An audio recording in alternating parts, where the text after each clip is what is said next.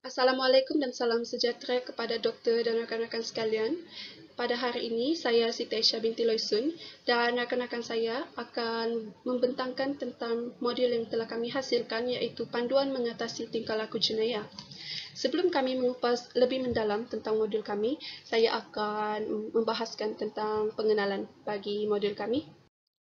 Baiklah, disiplin dapat didefinisikan sebagai peraturan yang perlu dipatuhi oleh seseorang murid di sesebuah sekolah bagi mewujudkan tingkah laku yang baik demi kesempurnaan sahsia dan membentuk masyarakat yang harmoni.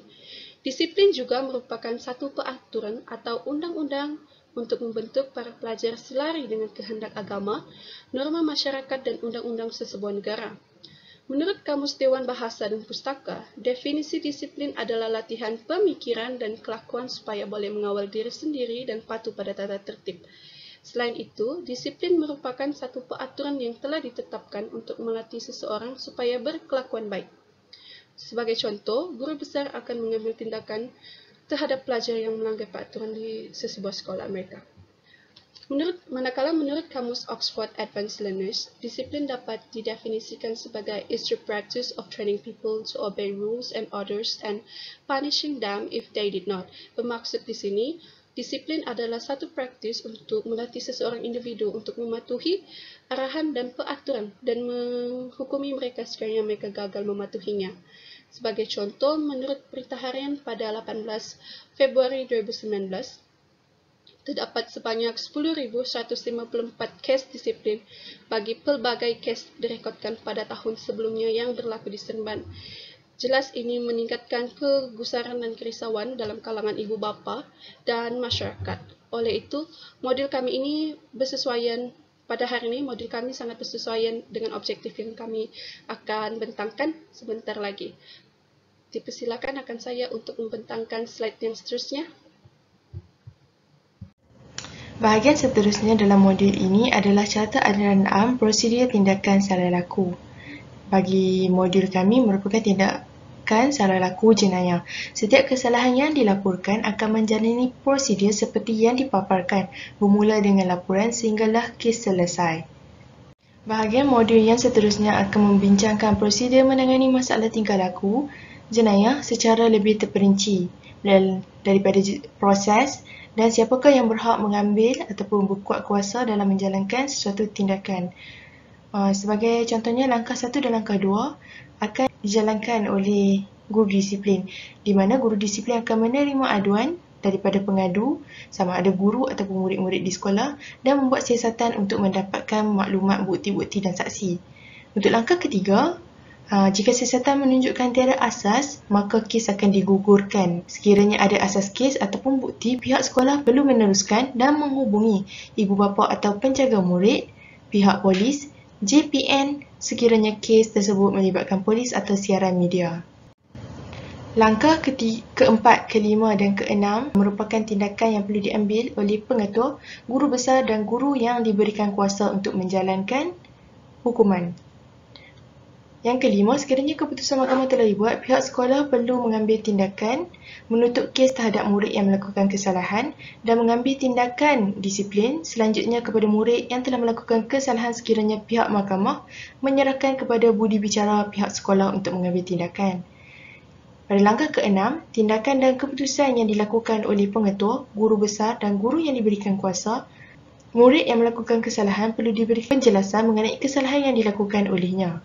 Murid perlu diberi peluang untuk menafikan dan menjelaskan kesilapan. They have the right to be heard. Murid dibenarkan mengemukakan rayuan terhadap hukuman yang dikenakan sekiranya didapati bersalah. Hukuman yang dikenakan hendaklah adil, tidak prasangka, setelah memberi pertimbangan kepada penjelasan kesalahan murid dan perkara-perkara lain yang berkaitan. Ibu bapa dan penjaga juga hendaklah dimaklumkan mengenai kesalahan dan hukuman yang dikenakan. Hukuman hendaklah dikenakan oleh pengetua, guru besar dan guru yang diberikan kuasa sahaja. Seterusnya, murid akan dihantar untuk sesi kaunseling dan pendokumentasian akan dilakukan di mana surat kepada ibu bapa dan penjaga akan dihantar dan kes salah laku jenayah ini akan dimasukkan ke dalam fail sistem salah laku diri murid. Dan seterusnya, kes dianggap selesai. Dalam buku panduan ini juga ada menerangkan beberapa hukuman bagi setiap tingkah laku jenayah. Misalnya daripada jadual ini, kita boleh lihat kod, kategori, jenis hukuman dan rujukan bagi setiap hukuman yang dijalankan. Misalnya bagi jenis gangsterisme yang mempunyai kod A107, hukuman yang perlu dilaksanakan yang pertama sekali perlu adanya pengakuan bertulis daripada pelajar tersebut. Yang kedua, pihak ibu bapa atau waris akan dihubungi oleh pihak sekolah, dan seterusnya apa yang berlaku adalah laporan kepada JPN, PPD, Pegawai Kebajikan Masyarakat, polis dan sebagainya. Dan yang terakhir sekali, bagi hukuman kali pertama adalah rotan sekali. Yang kedua, bagi kali kedua pula, kita lihat mereka atau pelajar atau murid yang terlibat dengan masalah ini akan digantung persekolahan tidak melebihi 10 hari. Dan kali ketiga, sekiranya mereka masih melaksanakan atau melakukan masalah disiplin ini, mereka akan dibuang sekolah. Dan walaupun akan dibuang sekolah, tetapi mereka akan diberikan kepada Jabatan Kebajikan Masyarakat untuk mengadakan sesi rawatan dan pemulihan jika apa yang berlaku itu berpunca daripada faktor masalah keluarga sendiri. Rujukan bagi jenis gangsterism ini kita boleh lihat dalam Perkeliling bilangan 1998 yang bertarikh 6 Ogos 1998. Yang kedua pula, kita lihat kepada kod A101, iaitu jenisnya berjudi atau bertaruh, di mana mereka memainkan permainan untung-untung atau pertaruhan untuk memperoleh kemenangan berupa wang. Hal ini sebenarnya satu kesalahan besar di sekolah yang tergolong dalam tingkah laku jenayah. Bagi hukuman yang perlu dilaksanakan oleh pihak sekolah kepada pelajar ini atau murid yang terlibat dalam kesalahan ini, kali pertama mereka akan dirotan 1 kali, dan amaran bertulis sememangnya perlu ada supaya ada pengakuan antara pihak sekolah dan pelajar tersebut, dan seterusnya akan dilaporkan kepada pihak polis. Bagi kali kedua pula, mereka akan digantung persekolahan tidak lebih 10 hari, sama seperti kes yang saya sebutkan tadi. Dan yang kali ketiga, mereka akan dibuang sekolah. Dibuang sekolah maksudnya mereka akan dipindahkan ke sekolah lain. Rujukan bagi hukuman ini boleh dilihat melalui Perkeliling Ikhtisas bilangan 9 1975. Assalamualaikum, nama saya Siti Nurul Syuhada dan saya akan sambung dengan jenis-jenis salah laku jenayah, iaitu kita ada berjudi, contohnya mencuri, bergaduh, gangsterism, beras ugut, dan juga mengancam ataupun memukul, mencederakan guru, kaki tangan sekolah dan juga murid. Faktor-faktor pelajar sekolah terlibat dengan tingkah laku jenayah ada 6 di sini, iaitu yang pertama, diri sendiri. Diri sendiri oleh disebabkan kurang motivasi di dalam diri, di samping akan hilangnya semangat belajar, dan perkara ini akan mendorong pelajar untuk melakukan perkara yang negatif. Faktor seterusnya ialah guru. Guru mempunyai kemahiran berkomunikasi yang lemah dan menjadikan suasana pembelajaran tidak menarik, dan juga sikap pilih kasih oleh guru yang membuatkan murid tidak selesa dan tidak seronok untuk belajar di sekolah dan akan cenderung melakukan perkara yang tidak baik. Seterusnya, faktor ibu bapa. Didikan yang kurang oleh ibu bapa, kurang kasih sayang yang diberikan disebabkan ibu bapa sibuk dengan kerja, dan mencari perhatian. Mencari perhatian bermaksud di sini apabila kurang kasih sayang diberikan oleh ibu bapa, murid cenderung melakukan perkara yang menarik perhatian orang di sekeliling, dan perkara-perkara tersebut adalah perkara yang kurang baik. Seterusnya, rakan sebaya. Pendorong kepada situasi negatif ataupun positif, juga pemilihan rakan yang tepat sepatutnya dipilih dengan baik oleh seseorang pelajar.